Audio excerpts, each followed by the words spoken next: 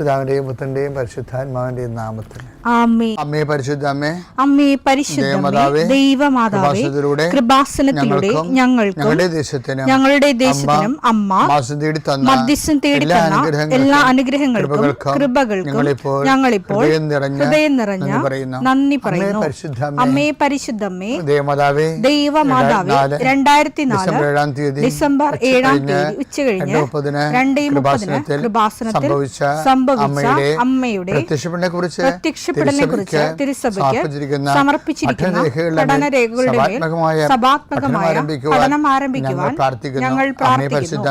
അമ്മേ പരിശുദ്ധമേ, ഭൂസ്വർലോകങ്ങളുടെ രാജ്ഞിയായ അങ്ങേയ്ക്ക് ഭൗമസംരക്ഷണത്തിനായി പ്രപഞ്ചപ്രകൃതിയെ തന്നെ തിരുസഭ പ്രതിഷ്ഠിക്കുവാൻ ഈ പ്രത്യക്ഷീകരണം വഴി ഇടയാക്കണമേ. പരിശുദ്ധമേ, ജപമാല മാതാവേ, സകല കൃപാസനം പ്രാർത്ഥനയോടും ചേർത്ത് ഞങ്ങളിപ്പോൾ പ്രാർത്ഥിക്കുന്ന ഈ കുടുംബത്തിന്റെ പ്രത്യേക നിയോഗം പറ മക്കളെ.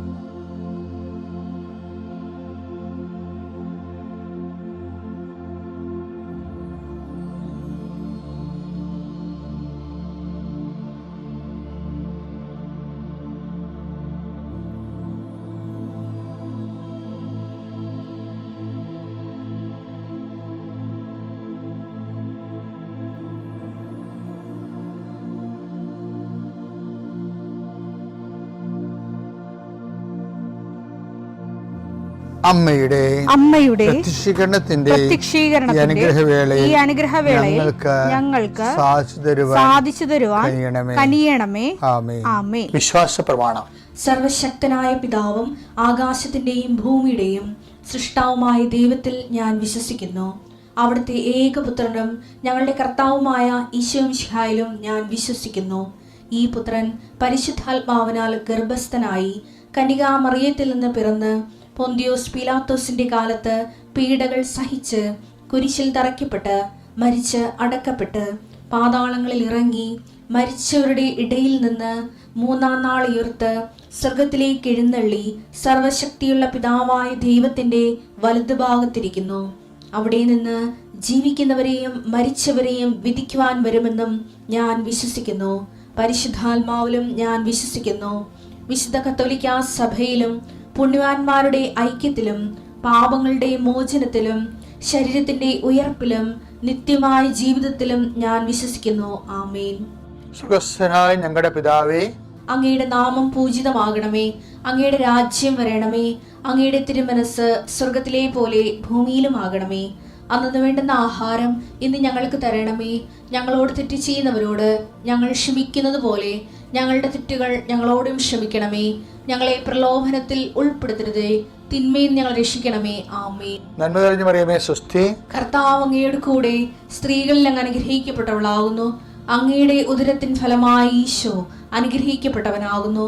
പരിശുദ്ധ മറിയമേ, തമ്പുരാന്റെ അമ്മേ, പാപികളായ ഞങ്ങൾക്ക് വേണ്ടി ഇപ്പോഴും ഞങ്ങളുടെ മരണസമയത്തും തമ്പുരാനോട് അപേക്ഷിക്കണമേ. ആമേൻ. കർത്താവേ, നിന്റെ ഉന്നതമായ നാമത്തിന് സ്തോത്രം ചെയ്യുന്നു.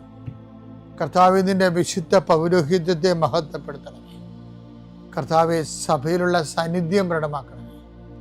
40 വർഷം ഞാൻ അർപ്പിച്ച കൃപാനയുടെ യോഗ്യതയാണ് കൃപാസ്ഥാനത്താറെ ജീവനോടെ പ്രത്യക്ഷപ്പെട്ട പരിശുദ്ധ അമ്മയുടെ മാധ്യസ്ഥത്തിൽ ഞാൻ മക്കളെ ആശീർവദിക്കുന്നു. ഞങ്ങൾ ചില പ്രോജക്റ്റുകൾക്ക് വേണ്ടിയും ചില പോംവഴികൾക്ക് വേണ്ടിയും ജീവിതത്തിലെ ചില പ്രയാസങ്ങൾ, സാമ്പത്തിക വിഷയങ്ങളായാലും മറ്റു വിഷയങ്ങളായാലും മാറുന്നതിന് വേണ്ടി സംസാരിക്കാൻ പോകുന്ന വ്യക്തികളിൽ, നിങ്ങൾ സംസാരിക്കാൻ പോകുന്ന വ്യക്തികളിൽ ഇന്ന് പരിശുദ്ധാത്മ നിറയട്ടെ.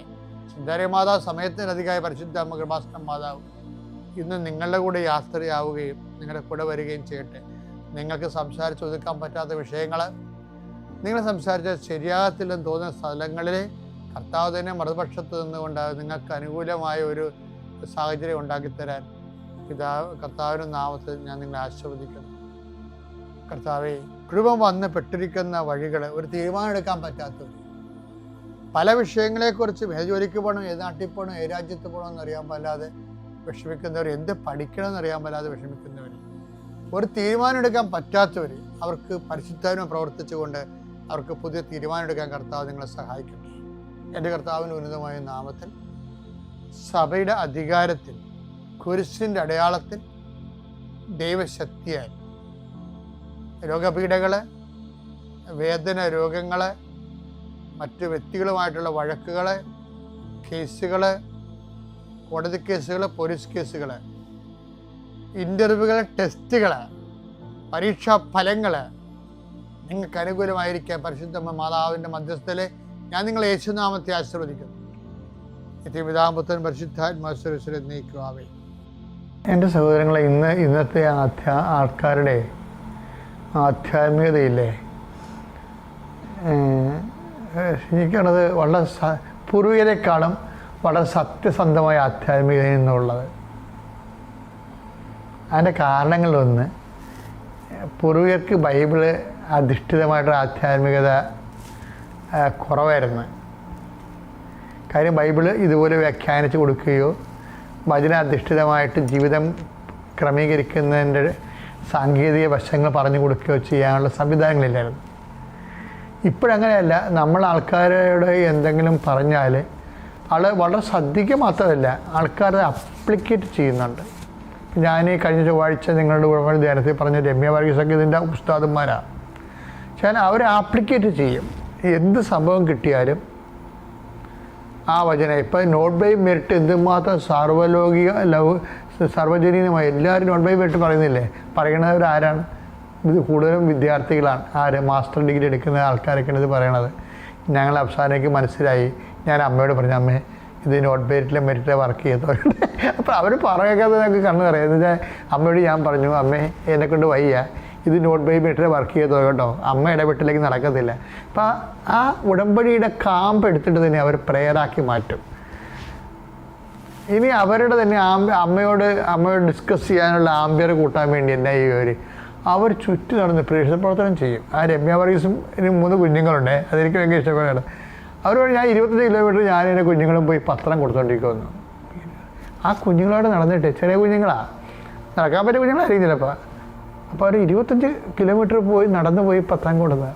അപ്പോൾ എന്താ പ്രശ്നം? അതിന് വരുന്ന വിഷയമായിട്ട് പത്രം കൊടുത്തു എന്നതിനേക്കാളുപരി ദൈവത്തിന് അവരെ വിശ്വാസത്തിലെടുക്കാൻ പറ്റുന്ന രീതിയിൽ നമുക്ക് ദൈവത്തിന് ഒരു ഉറപ്പായിട്ടുള്ളൊരു പാറയായിട്ട് നമ്മൾ മാറുകയാണ്. കാര്യം ഈ പാറമേൽ എൻ്റെ പള്ളി പണിയുന്നതിലേക്ക് 10 ദിവസം കൊണ്ട് ഈശോ പറഞ്ഞത്, ഈ പാറമേൽ എൻ്റെ പള്ളി പണിയും. അപ്പോൾ ആ വചനം എടുത്തേ, മത്തായി 16:18. മത്തായി 16:18. ഞാൻ നിന്നോട് പറയുന്നു, നീ പത്രോസാണ്, ഈ പാറമേൽ എന്റെ സഭ ഞാൻ സ്ഥാപിക്കും, നരക കവാടങ്ങൾ അതിനെതിരെ പ്രബലപ്പെടുകയില്ല. ഇപ്പം ഇന്ന് വിഷയം എന്താ? ഈ പാറമേൽ എന്നുള്ള വാക്കിനാണ് പ്രാധാന്യം. നമുക്ക് ദൈവത്തിന് വർക്ക് ചെയ്യാൻ പറ്റുന്ന ഒരു ഉറപ്പായിരുന്ന വെള്ളത്തിൽ ദൈവം കൊണ്ടുവന്ന് പെയിൻ്റ് അടിക്കത്തില്ല എന്നൊക്കെയല്ല. ഐസ് കെട്ട പെയിൻ്റ് അടിക്കണമെന്ന് കേട്ടിട്ടില്ലേ? ഐസ് കെട്ട പെയിൻ്റ് അടിച്ചാൽ ഇപ്പോൾ ബ്രഷ് എടുക്കുമ്പോൾ തന്നെ അത് ഉരുകിപ്പോവും. അപ്പം ദൈവം ഇങ്ങനെ ഐസ് കെട്ടലൊന്നും പെയിൻ്റ് അടിക്കത്തില്ല. അപ്പം നിങ്ങൾ ഐസായി ഇങ്ങനെ മാറി മാറി ലക്ഷണം മാറുന്ന ആൾക്കാരാണെന്ന് കണ്ടു കഴിഞ്ഞാൽ ദൈവം വർക്ക് ചെയ്യത്തില്ല. ദൈവം പറഞ്ഞ എന്താണ്? ഈ പാറമേൽ ഞാൻ എൻ്റെ പള്ളി പണിയും. ഇപ്പം രമ്യ വർഗീസ് ഒരു പാറയാണ് ശരിക്കും പറഞ്ഞാൽ. രമ്യ വർഗീസ് ഭർത്താവിൻ്റെ അസുഖത്തിന് അവരെയും കൊണ്ട് പ്രാർത്ഥിക്കാൻ വേണ്ടി വന്നതാണ്. പക്ഷെ ഈ നമ്മൾ നേരത്തെ പറഞ്ഞ ഡൊമിനിക്കിനോടും വൈഫിനോടും പറഞ്ഞ പോലെ തന്നെ രമ്യ കൃപാസൻ ചവിട്ടിയപ്പോൾ തന്നെ അമ്മ പറഞ്ഞ്, മകളെ ദുരന്തം ഉണ്ടാകാൻ പോകണം, പ്രാർത്ഥിക്കണം. അപ്പോൾ രമ്യ ഉടനെ വിവേചിച്ചു, ഇത് അമ്മയുടെ പ്രത്യക്ഷയുടെ സന്ദേശമാണല്ലോ, അപ്പോൾ അമ്മയാണല്ലോ എന്നെ ഇവിടെ കൊണ്ടുവന്നത്, അമ്മ അറിയാതെ ഒന്നും ജീവിതത്തിൽ സംഭവിക്കത്തില്ലല്ല, അതുകൊണ്ട് നമുക്ക് ഉടമ്പടി എടുത്തിട്ട് പോകാമെന്ന്. ഉടമ്പടി എടുത്തിട്ട് രമ്യ വർഗീസ് ഭർത്താവിനെ എന്നെ കാണിക്കാൻ വന്നു. അപ്പം ഞാൻ ഭർത്താവിന് വേണ്ടി പ്രാർത്ഥിച്ച്. അപ്പം രമ്യ സാക്ഷ്യം പറയണത്, അച്ഛൻ പ്രാർത്ഥിച്ചു കഴിഞ്ഞാൽ അച്ഛൻ എന്ത് പന്തികേട് തോന്നിക്കാണോയിരിക്കും, അച്ഛൻ എന്നെ തട്ടിയെന്ന്. അച്ഛൻ ഇങ്ങനെ എൻ്റെ ഭുജത്തിൽ ഇങ്ങനെ തട്ടി. അപ്പോൾ എനിക്ക് കിട്ടിയ മെസ്സേജ്, കർത്താവിൻ്റെ ഹിതം എന്താണ്, അത് നീ സ്വീകരിക്കണമെന്ന് അച്ഛൻ എന്നോട് പറഞ്ഞത്. അപ്പോൾ കർത്താവിൻ്റെ ഹിത, എൻ്റെ ഭർത്താവ് പിറ്റേ ആഴ്ച മരിച്ചുപോയി, കർത്താവിലേക്ക് തിരിച്ചുപോയി. അപ്പോൾ എനിക്ക് മനസ്സിലായി കർത്താവ് പറഞ്ഞ ദുരന്തം ഇതാണ്. അപ്പോൾ ഞാൻ എന്ത് ചെയ്യുമെന്ന് വെച്ച് കഴിഞ്ഞാൽ, ഞാൻ ദൈവഹിതത്തിന് കീഴ്വഴങ്ങിക്കൊണ്ട് ഞാനത് ഏറ്റെടുത്ത്. അതാണ് ഈ പാറ എന്ന് പറഞ്ഞ സാധനം. അല്ല, ഞാനത്ര പ്രാർത്ഥിച്ചതാണ്. ഞാനിപ്പോൾ പണ്ട് ഓർക്കൊണ്ടേ, ഞാൻ ഒരു വീട്ടിലൊരു മരിപ്പിന് ഓട്ടോറിക്ഷ ഇടിച്ച് മരിച്ച ഒരു വീട്ടിൽ, ഓട്ടോറിക്ഷയിൽ ലോറി ഇടിച്ച് മരിച്ചു. എൻ്റെ ഇടവക്കാരനാണ്. അപ്പോൾ അവനിങ്ങനെ മരിച്ച് കുരിശൊക്കെ പിടിച്ച് ഞാൻ കിടക്കുകയാണ്. അപ്പോൾ ഞാൻ പോയി ഒപ്പിസ് ചെല്ലി. എല്ലാവർക്കും ദുഃഖമുണ്ട്. കാര്യം നാട്ടുകാരനാണ്, അറിയാവുന്ന ആളായത് കൊണ്ട് എല്ലാവർക്കും ദുഃഖമുണ്ട്. അപ്പോൾ ഞാനാ പ്രാർത്ഥിച്ചപ്പോൾ എന്നെ കണ്ടപ്പോൾ ആ ചേടുത്തി അവൻ്റെ അമ്മ പറഞ്ഞേ, എൻ്റെ അച്ഛാ, എത്ര കുരിശിട്ട് ഞാനിവിടെ കിടത്തി ഉറക്കിയതാണ്, അവസാനം അവൻ കുരിശി പിടിച്ച് കിടക്കുകയാണ്. നമ്മളെ ചിലയിടത്തൊക്കെ ചെല്ലുമ്പോൾ ചേടുത്തിമാരുടെ പാട്ടെന്ന് പറഞ്ഞാൽ സഹിക്കാൻ പറ്റത്തില്ല. ആ മകൻ കിടക്കാൻ നേരത്ത് കുരിശിട്ടെന്ന് കാണുമ്പോൾ ഈ അമ്മ പറയണതേ, അച്ഛനെ തോട്ടി ദൈവത്തിനെ ഉപദ്രവിക്കാൻ അവരുടെ ഉദ്ദേശം. അച്ഛനൊരു പ്രതിനിധിയായിട്ട് വന്നിരിക്കണതല്ലേ ദൈവത്തിൻ്റെ. അപ്പം അച്ഛനെ തോട്ടി ദൈവത്തിനെ ഒളിഞ്ഞ് ഈ ബാല്യ അമ്പെയ്ത പോലുള്ള ഈ അമ്പെയ്ത്താണ് സംഭവം. ഒരു ദുഃഖം വരുമ്പോൾ ഈ വില്ലാളി വീരത്തികളൊക്കെ വരും. ഒരു ദുഃഖം വരുമ്പോൾ അവരതിനാൽ അവർക്ക് തീരുമാനമാവും. എന്താ കാര്യം? ഇങ്ങനെയുള്ള ഒരു ഹൃദയത്തിൽ ഒരു സ്ഥലത്ത് ദൈവം ഒരിക്കലും ഒന്നും ചെയ്യത്തില്ല. അതാണ് ഈ പാറമേൽ. ഏത് പാറയാണ് നിങ്ങൾക്ക് അറിയാമല്ലോ. അത് ഉടമ്പടി പാറയാണ്. എന്ത് പറയണത്? അത് എടുത്തേ. മത്തായി 7:24. മത്തായി 7:24. എൻ്റെ ഈ വചനങ്ങൾ ശ്രവിക്കുകയും അവ അനുസരിക്കുകയും ചെയ്യുന്നവൻ പാറമേൽ ഭവനം പണിത വിവേകമതിയായ മനുഷ്യന് തുല്യനായിരിക്കും. ഈ പാറമേൽ എൻ്റെ പള്ളി പണിയെന്ന് പറയുമ്പോൾ ഈ പാറ ഏതാണത്? എൻ്റെ വചനം ഈ 7:24 പാറയാണ്. മത്തായിയുടെ സുവിശേഷത്തിൽ അതാണത്. എൻ്റെ വചനം കേൾക്കുകയും അത് ജീവിക്കുകയും ചെയ്യുന്നവൻ പാറയാണെന്ന്. അപ്പോഴേ എൻ്റെ വചനം കേൾക്കുകയും അതനുസരിച്ച് ജീവിക്കുകയും ചെയ്യുന്നവരല്ലേ ഉടമ്പടിയിലുള്ളത്. അല്ലെങ്കിൽ എൻ്റെ വചനം കേൾക്കുകയും അതനുസരിച്ച് ജീവിച്ചു കൊള്ളാമെന്ന് പറയുന്നവരാണല്ലോ ഉടമ്പടി എടുക്കണത്. അപ്പോൾ ഉടമ്പടി ജീവിക്കുന്നതിലൂടെ നമ്മൾ പാറയായി മാറുകയും ആ പാറമേൽ ദൈവത്തിൻ്റെ പദ്ധതികൾ പണിയും. നീ ഒരു പാറയാകാൻ വേണ്ടിയുള്ള ദൈവവിളിയാണ് ഉടമ്പടി നമ്മുടെ മുമ്പിൽ നീട്ടുന്നത്. അതനുസരിച്ച് അറിഞ്ഞ് അതിൻ്റെ അകത്ത് ഇൻവെസ്റ്റ് ചെയ്യാൻ നോക്കണം. പിതാവിൻ്റെയും പുത്രൻ്റെയും പരിശുദ്ധാത്മാവിൻ്റെയും നാമത്തിൽ. ഞങ്ങൾ തിരുവല്ലയിൽ നിന്ന് വരുന്നു. എൻ്റെ പേര് സജിനി. ഇത് എൻ്റെ മോൻ ആരോൺ. എൻ്റെ മോനാണ് ആദ്യമായി ഉടമ്പടി എടുക്കുവാൻ ഇവിടെ ഇടവായത്. ഞങ്ങളൊരു ഓർത്തഡോക്സ് വിശ്വാസിയാണ്. കൃപാസനത്തെപ്പറ്റി അറിയുവാനിടയായത് എനിക്കങ്ങനെ കൂടുതൽ അറിയത്തില്ലായിരുന്നു. മാതാവിനെ വിശ്വാസമുണ്ട്, എങ്കിൽ തന്നെ എനിക്ക് ഈ ആഴമായിട്ടുള്ള വിശ്വാസം കുറവായിരുന്നു. പക്ഷേ ഈ സമയത്തൊക്കെയും പിന്നെ ഞാൻ യൂട്യൂബ് കാണുമെങ്കിലും അത്ര അധികം ശ്രദ്ധിച്ചിരുന്നില്ല. യൂട്യൂബിൽ കൂടെയുള്ള അച്ഛൻ്റെ ടോക്കുകളും ഒന്നും. ഈ സമയം എൻ്റെ വീട്ടിൽ സഹായിക്കാൻ വന്ന ഒരു ചേച്ചി മുഖാന്തരമാണ് ഞാൻ കൃപാസനത്തെപ്പറ്റി കൂടുതൽ അറിയുവാൻ ഇടയായത്. ആ ചേച്ചി വാതോരാതെ ഈ കൃപാസനത്തിലെ അമ്മയെപ്പറ്റിയും കാശുരൂപത്തിൻ്റെ ഗുണങ്ങളും കുട്ടികൾക്ക് പഠിക്കുവാൻ ഈ കാശുരൂപം പരീക്ഷയ്ക്ക് കൊടുത്തു കഴിയുവാൻ കൈ പിടിക്കുവാൻ നല്ലതാണ്, ഇതൊക്കെ എപ്പോഴും പറയുമായിരുന്നു. പക്ഷേ ആ സമയം എൻ്റെ മോൻ ആരോൺ രാജഗിരി എഞ്ചിനീയറിംഗ് കോളേജിൽ ബിടെക് തേർഡ് ഇയർ സ്റ്റുഡൻ്റാണ്. ഈ സമയത്ത് അവന് 6th സെമ്മിൻ്റെ എക്സാം നടക്കുന്ന സമയമായിരുന്നു. ആ സമയമൊക്കെയും എൻ്റെ മനസ്സിൽ കൂടെ ഇങ്ങനെ ഈ അമ്മയുടെ കാശുരൂപം എവിടുന്ന് ലഭിക്കുമെന്നുള്ള ചിന്തയായി എൻ്റെ മനസ്സിൽ കൂടി വന്നത്. അത് ഇവിടെ വന്നാൽ കിട്ടുമോ, ആ ചേച്ചിയോട് ചോദിച്ചാൽ കിട്ടുമോ, ഒക്കെ പല ചിന്തകളും എൻ്റെ മനസ്സിൽ കൂടെ വന്നു. ആ സമയം എൻ്റെ അഭിമാനം ഇത് ചോദിക്കുവാൻ എന്നെ അനുവദിച്ചില്ല. അങ്ങനെ ഇരിക്കെ ആ സമയത്ത് ഇവൻ PGയിലാണ് പുറത്ത് താമസിച്ചുകൊണ്ടിരുന്നത്, കോളേജിൻ്റെ PGയിൽ പുറത്ത്. ആ സമയത്ത് എക്സാമിൻ്റെ സമയം ഇവന് ഒരു ദിവസം രാവിലെ എനിക്ക് വാട്സപ്പിൽ ഒരു മെസ്സേജ് എനിക്ക് ലഭിക്കുകയുണ്ടായി. അതിലിങ്ങനെയാണ് ഒരു കാശുരൂപത്തിൻ്റെ ഒരു കാശുരൂപം ഇട്ടിട്ട്, അമ്മ ഇത് കൃപാസനം മാതാവിൻ്റെ കാശുരൂപമല്ലേ എന്നൊരു മെസ്സേജ്. ഇതെനിക്ക് രാത്രിയിൽ ഞാൻ ഉറങ്ങി 10 മിനിറ്റ് കഴിഞ്ഞ് പഠിക്കുവാൻ എഴുന്നേൽക്കാമെന്ന് വെച്ച് കഴിഞ്ഞപ്പോൾ കണ്ണു തുറന്നപ്പോൾ എൻ്റെ ബെഡിൻ്റെ അരികിൽ ഇരുന്നതാണെന്ന് ഇവൻ എന്നോട് മെസ്സേജ് ചെയ്തു വെച്ചു. ഉടനെ ഞാൻ ഇവനെ വിളിച്ചു, ഇത് എവിടെ നിന്ന് കിട്ടിയെന്ന് ചോദിച്ചു. അപ്പോൾ എൻ്റെ മനസ്സിൽ പെട്ടെന്ന് വന്നു, ഇത് എവിടെ നിന്ന് കിട്ടി, ആരെങ്കിലും പിള്ളേരുടെയൊക്കെ ആണോ? അന്നേരം പറഞ്ഞു, അമ്മ ഇവിടെ അങ്ങനെയുള്ള പിള്ളേരൊന്നുമില്ല, ഇതെനിക്ക് മാതാവ് തന്നതായിരിക്കും, എന്തായാലും ഞാൻ ഇത് വെച്ചു, ഇത് വെച്ചാണ് പഠിച്ചത്. അന്നു മുതൽ ഇവൻ പരീക്ഷയിലൊക്കെയും ഈ കാശുരൂപമാണ് ഉപയോഗിക്കാൻ തുടങ്ങിയത്. കൃപാസനം അമ്മയുടെ ഉടമ്പടിയൊക്കെയും സെർച്ച് ചെയ്തു. ഞാൻ മോനോട് ചോദിച്ചു, നമുക്ക് കൃപാസനം വരെ ഒന്ന് പോകാമെന്ന് ഇവനോട് പറഞ്ഞു, ഒന്ന് അറിഞ്ഞിട്ട് വരാം. അപ്പം ഞാനും മോനും കൂടെ ഞങ്ങളിവിടെ 17/5/2025 ഇവിടെ വന്നു.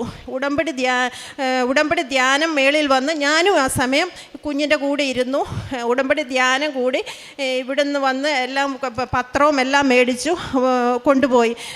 ഞാൻ അവൻ എടുക്കുന്നേക്കാൾ ഉപരി ഞാൻ അവൻ്റെ കൂടെ ഇത് ഫോളോ ചെയ്യുന്നുണ്ടായിരുന്നു. ആ സമയം ഞാനും രാവിലെ പ്രത്യക്ഷീകരണം ചൊല്ലും, പ്രാർത്ഥിക്കും, 5:30 എഴുന്നേക്കും. എനിക്ക് ഒരു ചിട്ടയായ ഒരു പ്രാർത്ഥനയുടെ ഒരു രീതി ഇതിൽ നിന്ന് എനിക്ക് ലഭിക്കുവാനിടയാക്കി. അന്ന് മുതൽ ഞാൻ ഇത് അച്ഛൻ്റെ ടോക്കിൽ ഡെയിലി ബ്രെഡ് കേൾക്കും, ഉടമ്പടി ധ്യാനം ശ്രദ്ധിക്കാൻ തുടങ്ങി. അന്ന് വരെ ഞാൻ ശ്രദ്ധിക്കാത്ത ഒരു കാര്യമാണ്, ഇങ്ങനെയുള്ള കാര്യങ്ങൾ ഞാൻ ശ്രദ്ധിച്ചിട്ടേ ഇല്ല. അന്ന് മുതൽ ഞാൻ ശ്രദ്ധിക്കാൻ തുടങ്ങി.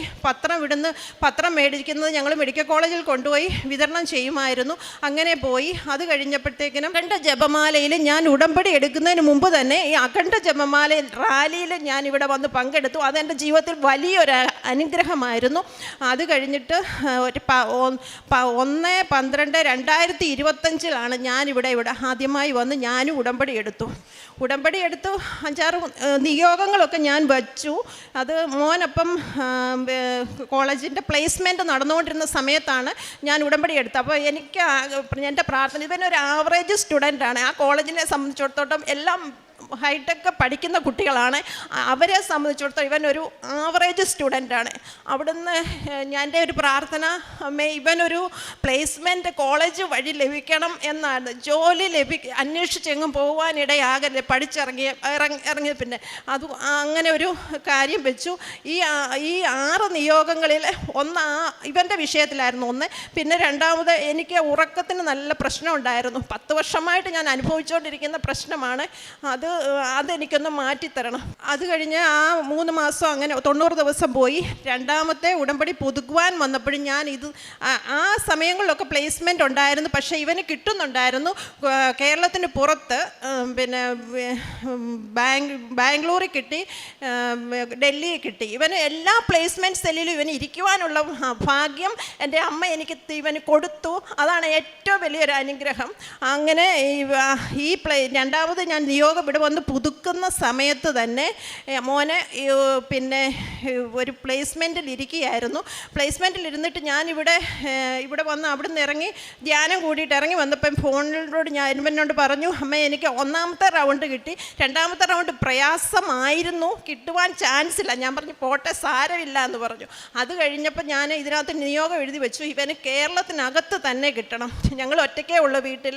അപ്പോൾ ഇവനെ പുറത്തോട്ട് വിടുവാൻ ഞങ്ങൾക്ക് താല്പര്യമില്ല. അപ്പോൾ കേരളത്തിനകത്ത് കൊച്ചിയിൽ തന്നെ ജോലി കിട്ടണം എൻ്റെ ആഗ്രഹമായിരുന്നു. ഇവന് ക്യാമ്പസ് സെലക്ഷൻ വഴി കിട്ടണം, പഠിച്ചിറങ്ങി നിൽക്കുവാനിടയാക്കരുത്. പിന്നെ 8th സെമ്മിൻ്റെ എക്സാം എല്ലാം പാസ്സാക്കി തരണം, പഠിച്ച ജോലി തന്നെയായിരിക്കണം. ഇവന് ഇലക്ട്രോണിക്സ് ആൻഡ് കമ്മ്യൂണിക്കേഷനാണ് പഠിച്ചത്.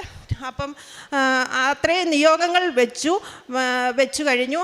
അന്ന് ഞാനിവിടെ ഉടമ്പടി പുതുക്കി പോയി. പക്ഷേ ഈ കാര്യങ്ങളെല്ലാം എൻ്റെ അമ്മ മാതാവ് നടത്തി തന്നു. മോന് പ്ലേസ്മെൻറ്റ് കിട്ടി, പഠിച്ചിറങ്ങി. ജസ്റ്റ് ഇപ്പം ഏപ്രിൽ മാസം ഇവന് പഠിച്ചതേ ഉള്ളൂ. പഠിച്ചിറങ്ങി കഴിഞ്ഞ ഉടനെ ഇവന് ജോലിയായി. ഈ 20-ാം തീയതി ഞാൻ അതുപോലെ തന്നെ പ്രത്യക്ഷീകരണ പ്രാർത്ഥന ചൊല്ലിയ സമയത്ത് എനിക്ക് ഒരു ഡേറ്റ് എൻ്റെ മുമ്പിൽ ഇങ്ങനെ കാണിച്ചു, 21/2/1. ഞാൻ ഈ മോനോട് പറഞ്ഞു, എടാ നിനക്ക് കേരളത്തിനകത്ത് തന്നെ ജോലി കിട്ടും, അമ്മ മാതാവ് നിനക്ക് തരും എന്ന് ഞാൻ ഇവനോട് പറഞ്ഞു. ആ 21 എന്ന ഡേറ്റിൽ ഇവൻ വേറൊരു ഇൻ്റർവ്യൂവിന് കോളേജിൽ 20-ാം തീയതി ഇരിക്കുകയായിരുന്നു. 20-ാം തീയതി ഇരുന്ന സമയത്ത് അപ്പം ഇവൻ എന്നെ വിളിച്ചു, അമ്മേ ഞാൻ ഇതിന് പങ്കെടുത്തോണ്ടിരുന്ന സമയത്ത് തന്നെ കോളേജ് ഗ്രൂപ്പിൽ എൻ്റെ പേര് വന്നിട്ടുണ്ട്. അത് ഞാൻ ഇവിടെ കിട്ടത്തില്ലെന്ന് പറഞ്ഞ ആ കമ്പനിയിൽ തന്നെ ഇവിടെ ഞാൻ ഉടമ്പടി പുതുക്കിയ സമയത്ത് ഇവൻ കിട്ടില്ല എന്ന് പറഞ്ഞ ആ കമ്പനിയിൽ തന്നെയാണ് ഇവന് ജോലി ലഭിച്ചത്. അതുപോലെ തന്നെ ഏപ്രിൽ മാസം ഇവൻ പാസ് ഔട്ടായി. ഈ പാസ് ഔട്ടായി കഴിഞ്ഞ് ഇവന് നിൽക്കുവാൻ ഒരു ദിവസം പോലും വീട്ടിൽ നിൽക്കുവാൻ ഇട വന്നില്ല. 20-ാം തീയതി അറിഞ്ഞു, പിന്നെ ഓഫർ ലെറ്റർ വന്നു. 22-ാം തീയതി ഇവന് കൊച്ചിയിൽ ആൻഫിലോൾ എന്ന് പറയുന്നൊരു കമ്പനിയിൽ ഇവൻ ജോയിൻ ചെയ്തു. അമ്മ മാതാവ് ഇവരുടെ ജീവിതത്തിൽ കൊടുത്ത ഏറ്റവും വലിയ അനുഗ്രഹമാണ്. ആവറേജായ ഇവന് ഇത്രയും വലിയൊരു അനുഗ്രഹം കൊടുത്ത അമ്മയ്ക്ക് കോടാനുകോടി നന്ദി. അതുപോലെ തന്നെ എൻ്റെ ഉറക്കത്തിലുള്ള വളരെ ബുദ്ധിമുട്ടുകൾ ഞാൻ അനുഭവിച്ചിരുന്നു. അതും എൻ്റെ അമ്മ മാതാവ് മാറ്റി തന്നു. അത് തന്നെ എനിക്ക് വായിക്കകത്തൊരു ട്രെയിനസ് ഉണ്ടായിരുന്നു. ഒരു ദിവസം ഞാൻ ഇവിടെ ഇവിടെ വന്നിരുന്നപ്പോൾ അച്ഛൻ, യോസഫച്ചനല്ല, മറ്റൊരു അച്ഛൻ, എനിക്ക് പേരറിയില്ല, അച്ഛൻ്റെ ഒരു ടോക്ക് ഞാൻ കേൾക്കുവാനിടയാക്കി. സാക്ഷ്യം കേട്ടു. അച്ഛന് വായിക്കകത്തൊരു ട്രെയിനസ് ഉണ്ട്. അന്നേരം ഞാൻ ഇവിടുന്ന് പ്രാർത്ഥിച്ച, അമ്മേ ഇത് എനിക്കും ഒന്ന് മാറ്റിത്തരണേ.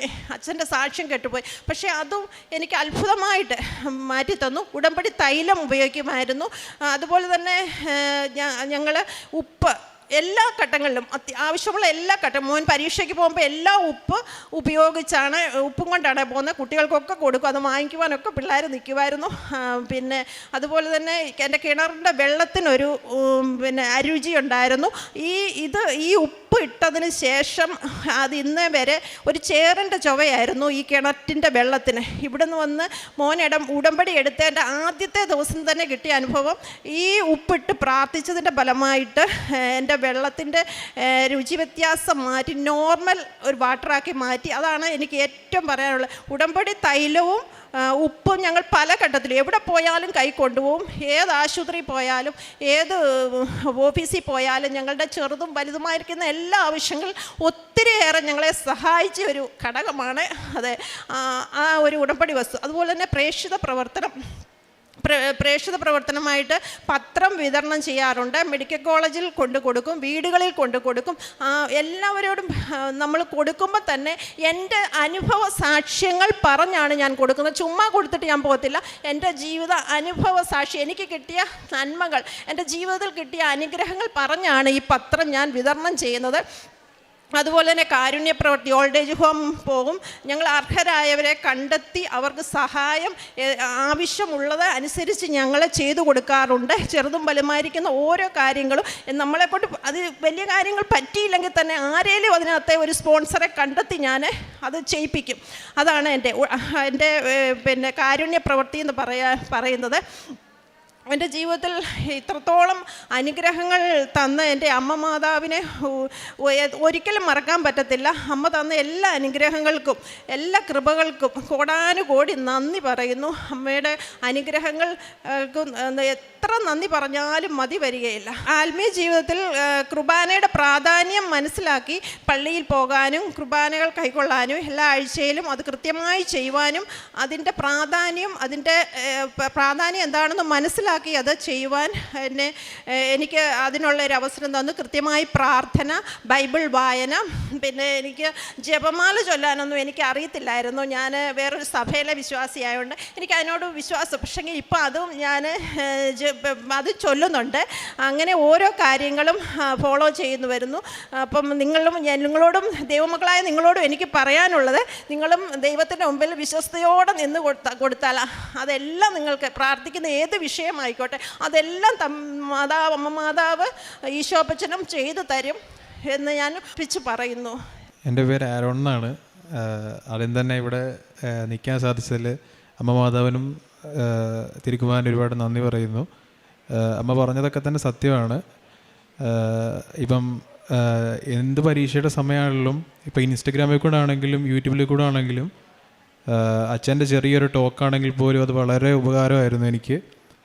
പിന്നെ പഠിച്ചുകൊണ്ടിരിക്കുന്ന സമയത്താണ് ഇപ്പോൾ എൻ്റെ ഫ്രണ്ട്സ് എല്ലാ മതത്തിൽപ്പെട്ട ആളുകളുണ്ടായിരുന്നു. അപ്പം ഞാൻ ഇവർക്കും ഇതുപോലെ ഉപ്പും അതുപോലെ എണ്ണയൊക്കെ കൊടുക്കുമായിരുന്നു. അപ്പോൾ ആദ്യമൊക്കെ ഇവർ ചോദിച്ചു എന്തോ ഇത് എന്ന് ചോദിച്ചു. ഇവർ കാര്യമാക്കിയില്ല. പിന്നെ ഇവർ തന്നെ എൻ്റെ അടുത്ത് എക്സാമിന് മുമ്പ് ഇത് തരണമെന്ന് പറഞ്ഞ് വരികയും അവർക്ക് ഒരുപാട് അനുഗ്രഹങ്ങൾ ഉണ്ടാവുകയും ചെയ്തു. പിന്നെ കാശുരൂപത്തിൻ്റെ കാര്യം അതുപോലെ ഞാനൊട്ടും പ്രതീക്ഷയില്ല, ഞാനിതുപോലെ കിടന്നുറങ്ങിക്കൊണ്ടിരിക്കുകയായിരുന്നു. അപ്പം നമ്മൾ ഉടമ്പടിയൊന്നും എടുത്തിട്ടില്ല. അപ്പം ഇതുപോലെ അമ്മ വന്നിട്ട് എന്നോട് ഇങ്ങനെ പറയുമായിരുന്നു ഇങ്ങനത്തെ കാര്യങ്ങൾ. രാവിലെ എഴുന്നേറ്റ് നോക്കിയപ്പോഴത്തേക്കിന്, രാവിലെ അല്ല, രാത്രി ഞാൻ ഒരു അലാം വെച്ച് 10 മിനിറ്റ് കഴിഞ്ഞിട്ട് പഠിക്കാമെന്നുള്ള രീതി എഴുന്നേറ്റതാണ്. നോക്കിയപ്പം കാശിരൂപം കിടക്കുന്നു. അപ്പം അത് മാതാവ് തന്നെ തന്നാണെന്നാണ് എനിക്ക് 100% ഉറപ്പാണ്. കാരണം അല്ലാതെ ഇവിടെ വരാനായിട്ടുള്ള ഒരു ചാൻസും ഇല്ല. കാരണം എൻ്റെ കൂടെ PG നിന്ന് എല്ലാവരും വേറെ മതത്തിൽപ്പെട്ടവരാണ്. ഞാൻ ചോദിച്ചവരുടെ ആരിലും ആണോ ചോദിച്ചു, അല്ല എന്നാണ് പറഞ്ഞത്.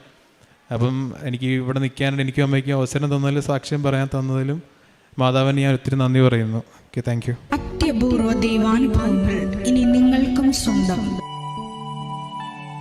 ഈ യൂട്യൂബ് ചാനൽ ഇതുവരെ സബ്സ്ക്രൈബ് ചെയ്തിട്ടില്ലെങ്കിൽ ഇപ്പോൾ തന്നെ സബ്സ്ക്രൈബ് ചെയ്യുക. ഈ വീഡിയോ ഇപ്പോൾ തന്നെ നിങ്ങളുടെ സുഹൃത്തുക്കൾക്ക് ഷെയർ ചെയ്തുകൊണ്ട് കർത്താവിൻ്റെ പ്രേക്ഷിതരാകുക.